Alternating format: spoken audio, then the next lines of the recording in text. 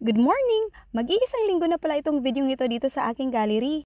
At dahil hindi ko nga magawan-gawa ng voiceover kaya napakatagal bago ako makapag-upload. Kasi naman talaga nitong mga nakaraang linggo mga Momshibels talagang sobrang busy ng Momshibels nyo. Hindi lang kasi busy ako sa aking work, busy rin ako sa mga gawaing bahay pati na rin sa mga gawain nila sa school. Video-video ka pa? Hindi mo naglalakaw na kita? Siyempre, nagbibidyo talaga naglalakaw.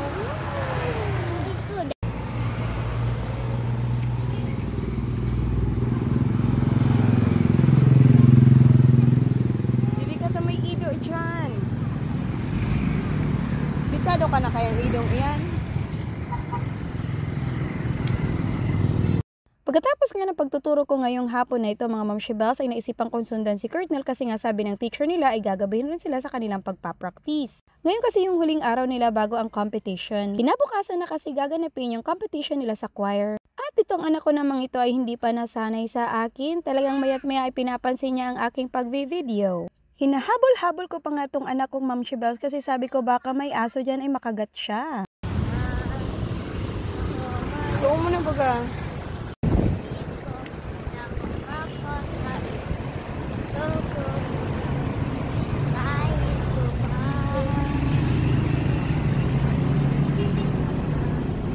At nakarating na nga kami dito sa school mga Momshibels at ayan na yung mga batang nagpa-practice ng kanilang choir.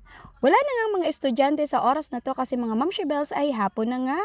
At karamihan sa mga estudyante at mga teachers ay nakauwi na. Dito nga sila sa pavilion ng school nagpa-practice mga Momshibels kasi narito ang malaking stage. Paggabi na nga mga Momshibels kaya medyo malamig na yung ihip ng hangin. Kanina nga bago umalis ako ng bahay ay naisip ko na dadalang ko sana ng jacket si Colonel kaya lang nakalimutan ko na naman mga Momshibels. Hindi ko naman kasi talaga plinano na sundan sila kaya lang dahil vacant tayo mga Momshibels, bakit hindi natin sulitin yung ating vacant? Para na rin ipakita yung support ko sa anak ko. Gusto ko rin kasi silang mapanood mga Momshibels kasi parang bukas ay hindi ako makakapanood ng kanilang performance. Akala ko kasi umaga yung performance nila, yung pala ay gaganapin sa hapon. At sa kasamaang palad mga Momshibels ay meron na tayong mga nakabook na classes. Kaya napag-isipan ko na ngayon na ako manunood para bukas kahit hindi na ako makapanood.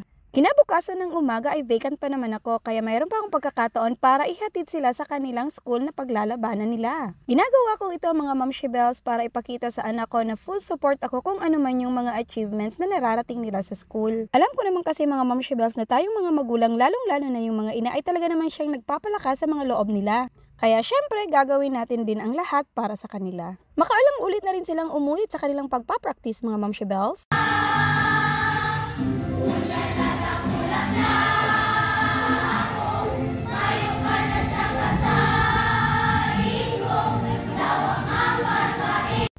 Dito nga sila nahihirapan sa part na to mga Momshibels kung saan merong choreo kasi nga hindi sila nagkakasabay-sabay at marami pa rin hindi marunong kung ano ang gagawin nila. Okay lang naman yun mga Momshibels kaya nga nagpa-practice. Kinaumagahan na nga ito mga Momshibels at kita nyo naman naka-complete uniform na ito mga batang ito pero hindi pa rin maawat sa kanilang mga kakulitan. Medyo maulan nga ang araw na to mga Momshibels kaya kung makikita nyo halos lahat ng mga bata ay naka-jacket. Kasi nga aside sa maulan mga Momshibels talaga naman napakalakas ng ihip ng hangin. Tinatawag na nga ng mga teacher yung isa-isa yung mga kasali para ma-check kung sino pa nga ang wala. Bago kasi sila umalis ay kakain na rin sila ng lunch dito. Para pagdating doon ay okay na ang lahat. Eto na nga yung last performance or last practice nila dito sa school bago sila umalis. At syempre, chine-check at nire-remind na ang mga estudyante ng mga dapat nilang gawin. At syempre, kasali na doon yung mga pang-motivate na salita, mga Momshibels, para hindi naman sila paghinaan ng loob. So hanggang dito na lang muli itong ating mini vlog. Maraming salamat. Yun lang.